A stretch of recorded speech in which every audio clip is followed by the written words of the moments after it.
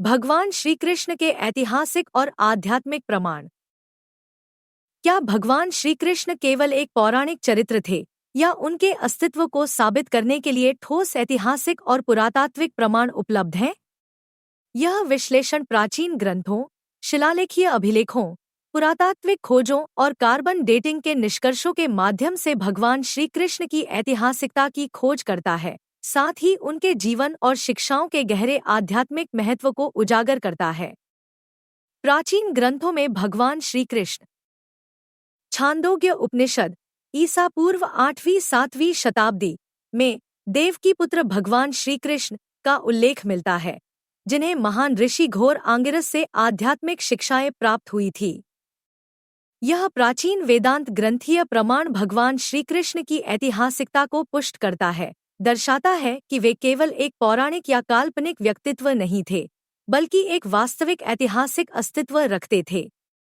इस उल्लेख से यह स्पष्ट होता है कि वेदों और उपनिषदों के काल में ही भगवान श्री कृष्ण का आध्यात्मिक एवं दार्शनिक प्रभाव स्थापित हो चुका था, जो आगे चलकर महाभारत और श्रीमद् भगवद गीता में उनके दिव्य संदेश के रूप में प्रकट हुआ। ऋग्वेद और यजुर्वेद ईसा पूर्व 1500 से 1000 में यद्यपि भगवान श्री कृष्ण का प्रत्यक्ष उल्लेख नहीं मिलता, किंतु वासुदेव, जो भगवान श्री कृष्ण के दिव्य स्वरूपों में से एक हैं, तथा भगवान विष्णु को रक्षक एवं संरक्षक के रूप में संदर्भित किया गया है। इन वेदों में वर्णित यज्ञीय परंपराएं, ईश्वरीय अवतरण की अवधारणा और धर्म की स्थापना के सिद्धांत भगवान श्री कृष्ण के आध्यात्मिक स्वरूप की आधारशिला रखते हैं। ये अप्रत्यक्ष उल्लेख प्रमाणित करते हैं कि वैदिक काल से ही भगवान श्री कृष्ण के दिव्य प्रभाव को स्वीकार किया गया था, जो आगे चलकर महाभारत, श्रीमद् भगवद गीता और भगवद भक्ति परंपरा में पूर्ण रूप से प्रकट हुआ। पाणिनि की अष्टाध्यायी ईसा पूर्व 5वीं शताब्दी में वासुदेवार्जुनाभ्याश्ट्रलोक 4.3.98 का उल्लेख यह प्रमाणित करता है कि ईसा पूर्व 5वीं शताब्दी तक भगवान श्री कृष्ण, वासुदेव और अर्जुन सांस्कृतिक व धार्मिक रूप से प्रतिष्ठित व्यक्तित्व थे। यह प्रमाण भागवत परंपरा की प्राचीनता को दर्शाता है और सिद्ध करता है कि भगवान श्री कृष्ण केवल एक दार्शनिक या पौराणिक चरित्र ही नहीं, बल्कि ऐतिहासिक भी थे। पाणिनि के व्याकरणिक संदर्भ से यह स्पष्ट होता है कि उस समय तक वासुदेव भगवान श्री कृष्ण की व्यापक आराधना हो रही थी और उनका आध्यात्मिक तथा ऐतिहासिक महत्व समाज में गहराई से स्थापित था। महाभारत ईसा पूर्व 3वीं-2वीं शताब्दी प्राचीन मौखिक परंपराओं सहित में भगवान श्री कृष्ण को केवल एक दिव्य अवतार के रूप में नहीं, बल्कि एक कूटनीतिज्ञ, राजनीतिज्ञ और अद्वितीय योद्धा के रूप में भी चित्रित किया गया है। महाभारत युद्ध में उनकी निर्णायक भूमिका, अर्जुन को दिया गया श्रीमद् भगवद गीता का दिव्य उपदेश और द्वारका में उनका सुशासन यह प्रमाणित करता है कि वे न केवल एक आध्यात्मिक गुरु थे, बल्कि ऐतिहासिक दृष्टि से भी एक प्रभावशाली व्यक्तित्व थे।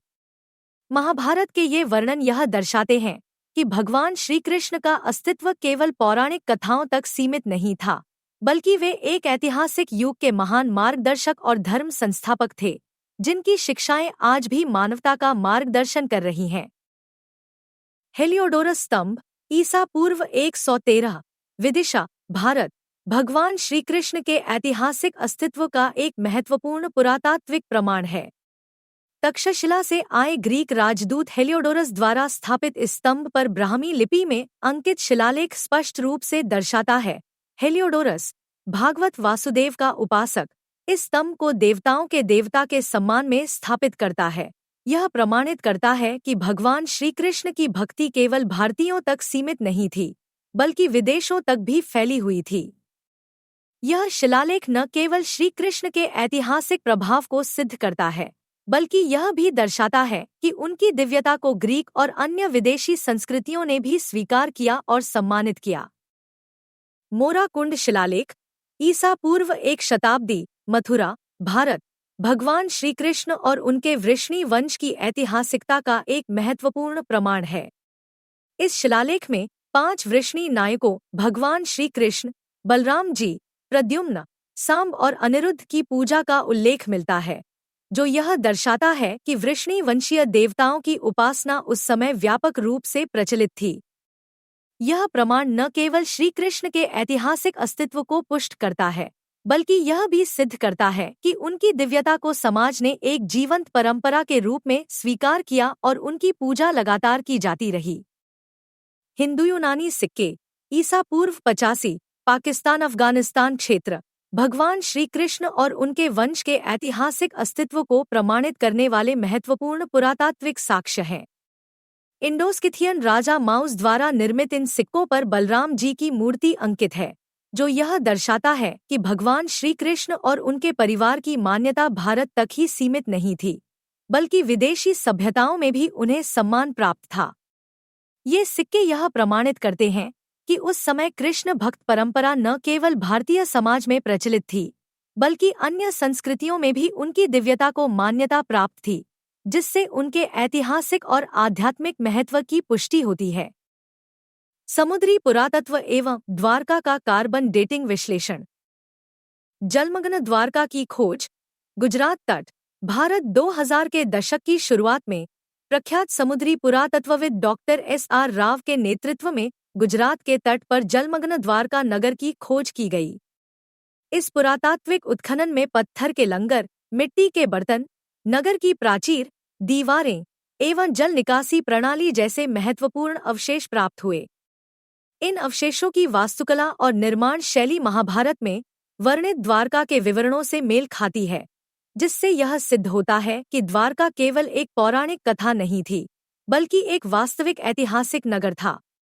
इस खोज से भगवान श्री कृष्ण के समय की समुद्री सभ्यता और उन्नत नगर नियोजन का प्रमाण मिलता है, जो उस युग की उन्नत शहरी संरचना और सामाजिक विकास को दर्शाता है। कार्बन डेटेड खोजें।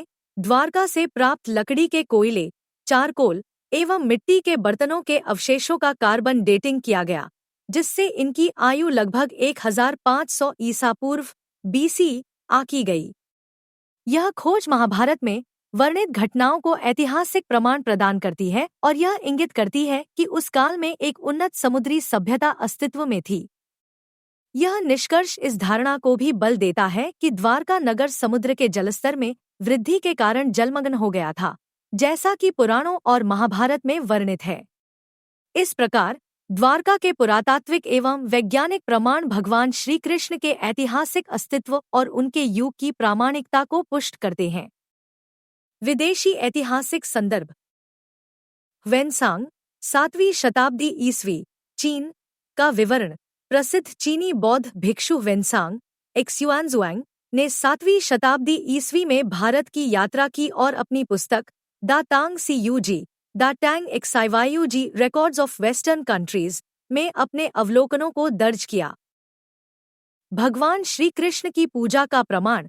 ह्वेनसांग के विवरणों में मथुरा और द्वारका में विशाल कृष्ण मंदिरों का उल्लेख मिलता है, जहां भगवान श्री कृष्ण की स्वर्ण निर्मित भव्य मूर्ति बहुमूल्य रत्नों से अलंकृत थी और हजारों भक्त उनकी नित्य पूजा अर्चना करते थे। यह ऐतिहासिक प्रमाण दर्शाता है कि 7वीं शताब्दी ईस्वी तक भी भगवान श्री कृष्ण की उपासना व्यापक रूप से प्रचलित थी और उनकी दिव्यता को न केवल भारतीय बल्कि विदेशी विद्वानों द्वारा भी मान्यता प्राप्त थी। ह्वेनसांग के ग्रंथों में भगवान श्री कृष्ण से संबंधित प्रमाण। ह्वेनसांग लिखते हैं कि भारत में वासुदेव, भगवान श्री कृष्ण और नारायण, विष्णु जी की व्यापक रूप से पूजा की जाती थी।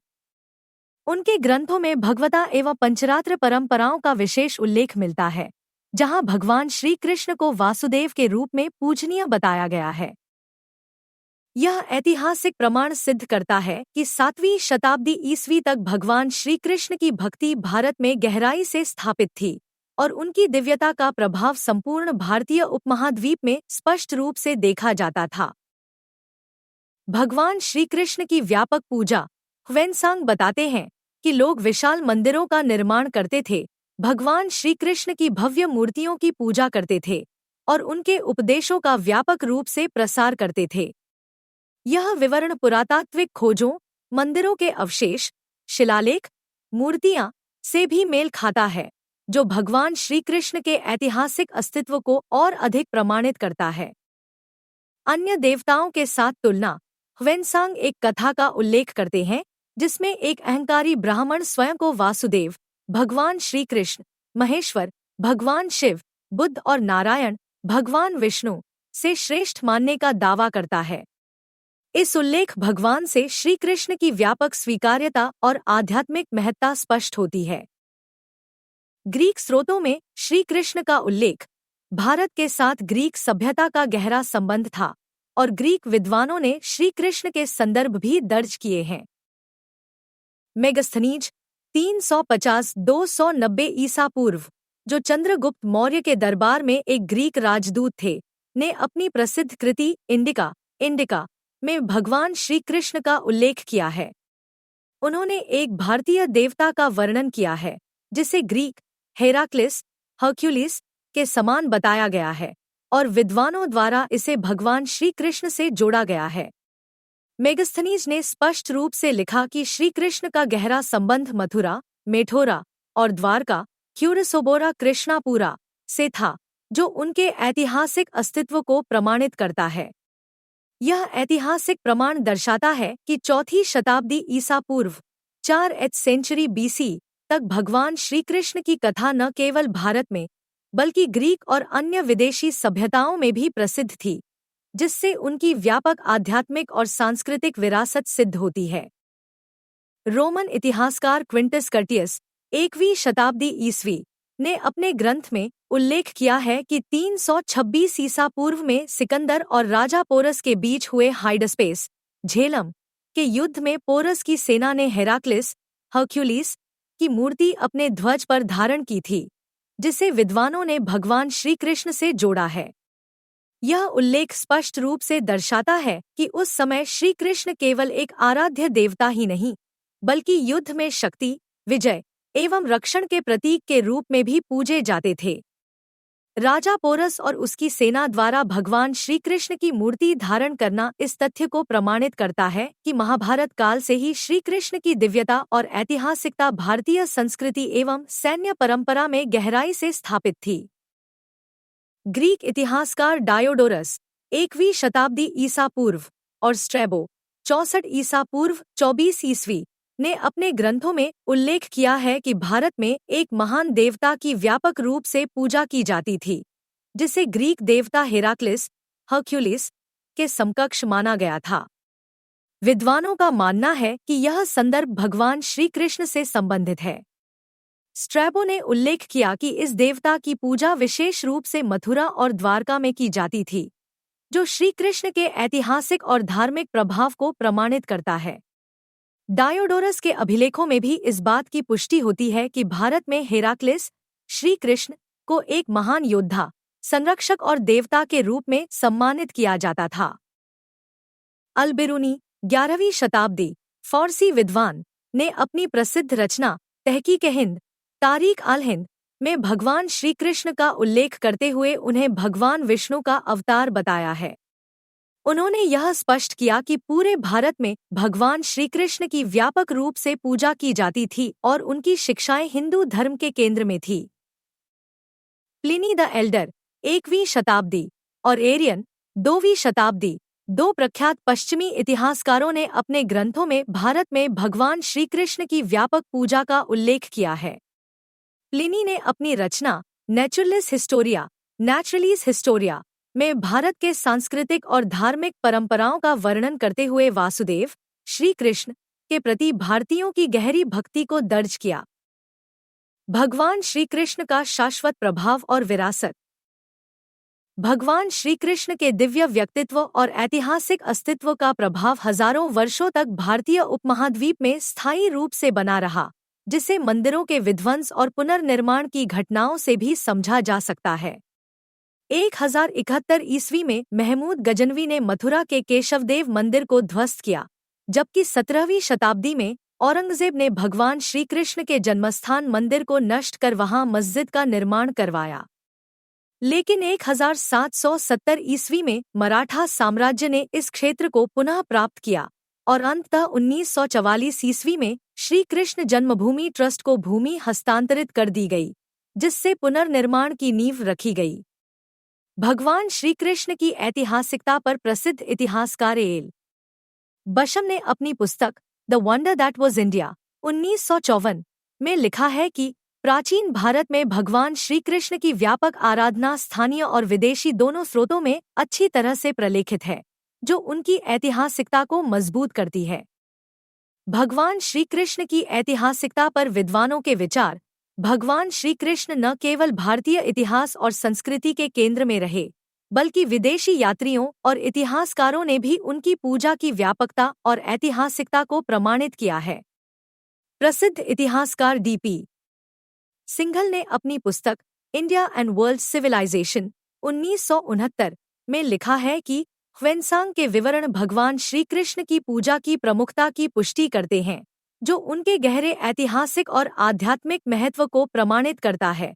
यह सिद्ध करता है कि 7वीं शताब्दी ईस्वी तक भी श्री कृष्ण की भक्ति परंपरा पूरे भारत में गहराई से स्थापित थी और उनकी दिव्यता को न केवल धार्मिक बल्कि ऐतिहासिक रूप से भी मान्यता प्राप्त थी।